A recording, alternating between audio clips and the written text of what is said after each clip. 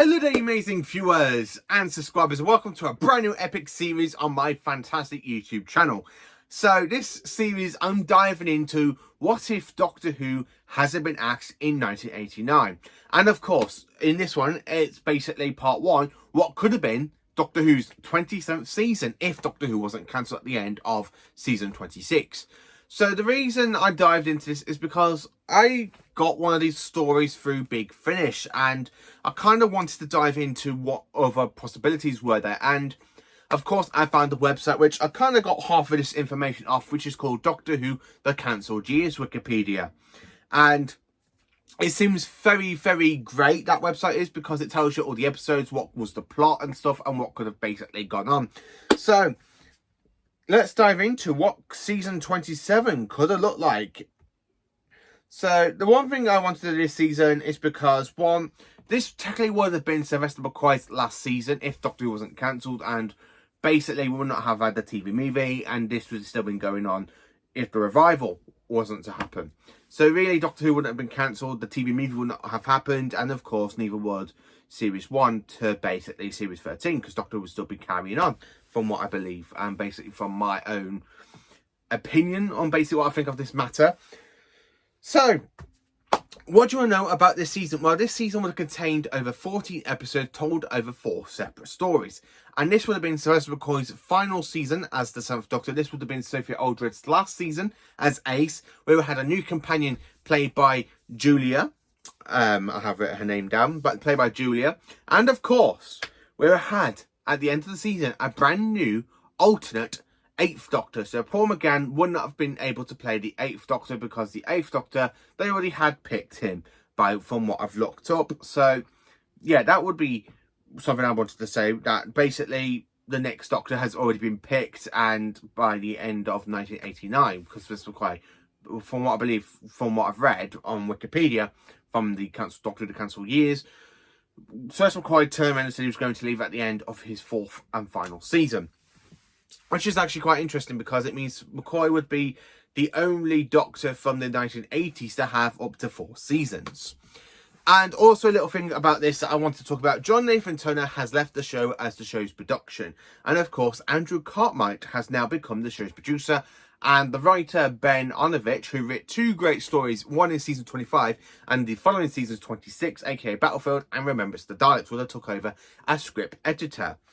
So this season basically would have aired from the 12th of September to the 12th of December 1990, containing over 14 episodes told over 4 separate stories. So let's dive in to the stories with episode 1, or should I say a 3-parter story known as A Fantastic Story, which I would have been personally interested in. So let's dive into it.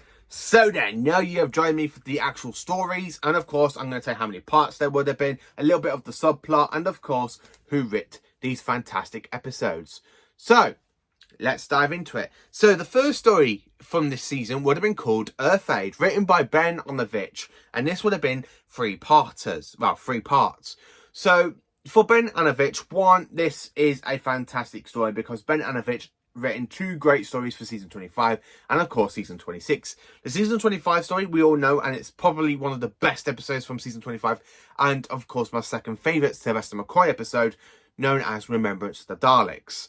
And of course he written the season prior, aka season 26 story, known as Battlefield. Now Battlefield has a good script. I love Battlefield. It's a great, the only thing that little bugs me is some of the international music that went on during the episode, but the story itself is kind of brilliant, and of course we had the return of the Brigadier. So what does Ben Onovich have to offer for Earth-Aid? Well, the Doctor and Ace are basically inside a spaceship, aka a space cruiser.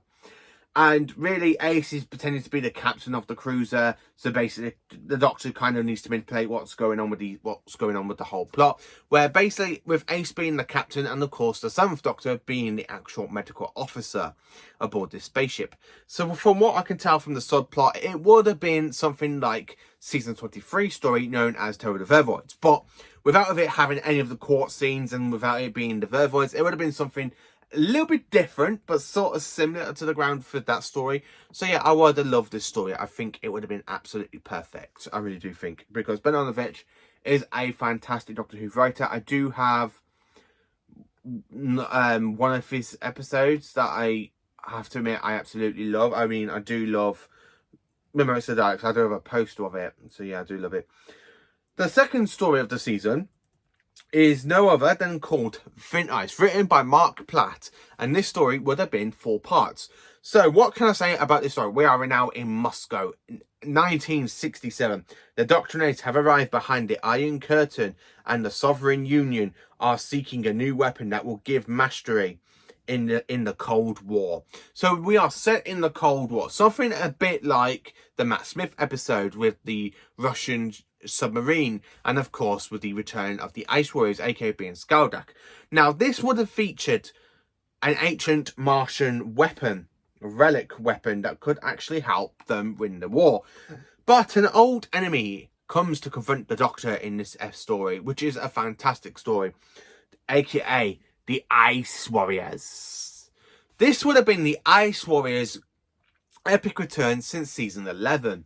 They were supposed to return in the original season 23, but that basically we all know what happened with that one. So if Doctor Who would have continued on to its 27th season, we would have the return of the Ice Warriors. Now this story would have been Sophie Aldred's last appearance as Ace, aka the companion. And instead of Ace being left on Earth, she would have become a Time Lord. The Doctor would have dropped her off at the Time Lord Academy so she can actually become a Time Lady. Now, this story does exist on audio thanks to the help of Big Finish for bringing Doctor Who The Lost Stories range. And this, of course, is from Series 2. This story, as you can tell, is basically what I've got here, Vint Ice. It is an absolute classic story. I do highly recommend it. If you haven't listened to this one, go and check it out because it is a fantastic 4-parter. And Ace's departure is something brilliant. Honestly, it's just absolutely cracking and brilliant. And of course, this one is actually written by Mark Platt. So they literally did go to Mark Platt and deal in, yeah, I do have a script for the original season 26.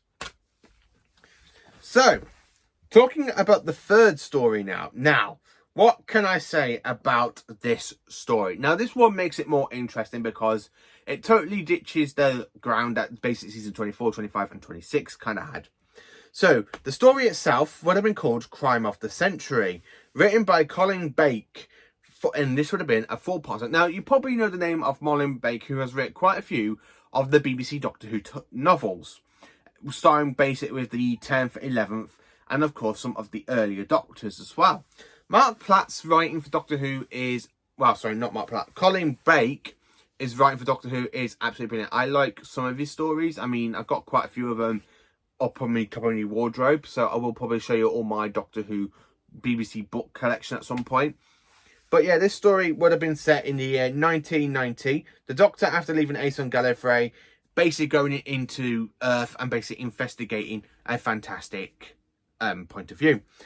And of course, this would have been the fantastic, basically, introduction story to Katie Cunningham, who would have been a new companion played by Julia. And she would have been a cat burglar. And this story, with it being 4 parts, it would have been them introduction them into part 1. And basically episodes 2 parts 2 to 4, basically trying to work out what's been going on and basically how they're going to stop the threat. I would have loved to have this story and existing. And luckily for us, it does. Because Big Finish has later on adapted this one as well. I haven't listened to this one through Big Finish's Lost Stories yet, but I kind of want to. It is something I really am interested in. And then, of course, the third and final story would have been called Axelon by Robin McGee. And this story would have been 3 parts. So continuing from where the Doctor literally picked up Katie Cunningham. On her first trip in the TARDIS, the Doctor takes Katie to the planet Axelon, a rocky planet full of caves. The Doctor would have been severely injured during this story. And this would have had to lead to him regenerating. The regeneration scene itself would have basically been a bit like the case of Androzani and Logopolis, because we would have had flashbacks to basically Bonnie Langford's character Mel that we see in season 23 and 24. And of course we had the return of Sophie Aldred's character Ace in a flashback. And of course we had the Doctor with Katie on the TARDIS console room, and of course leading into the regeneration. So this is actually something I'm quite interested in this season. And of course, as I said, you want to know who is playing the 8th Doctor. So the regeneration scene would have focused the regeneration from the 7th Doctor, played by Sylvester McCoy, and leading in to the fantastic actor known as Richard Griffiths from the Harry Potter series, aka Uncle Vernon, as the incredible alternate 8th incarnation of the Doctor. Now, Richard Griffiths actually went for the role of the 4th Doctor in 1974, but unfortunately with filming constraints he couldn't go and do it. So this would have been his literally final try to become the version of the Doctor, to play the Doctor, and he would have been the 8th Doctor, which would absolutely been perfect. And of course, from what I found out, Richard Griffiths would actually have played the fantastic 8th Doctor from 1990 to 1995. And would have been basically from season 28 for his first story up to season 32. So they would have been the stories from the season, and of course some things would have changed, like I said, with John Nathan Turner leaving.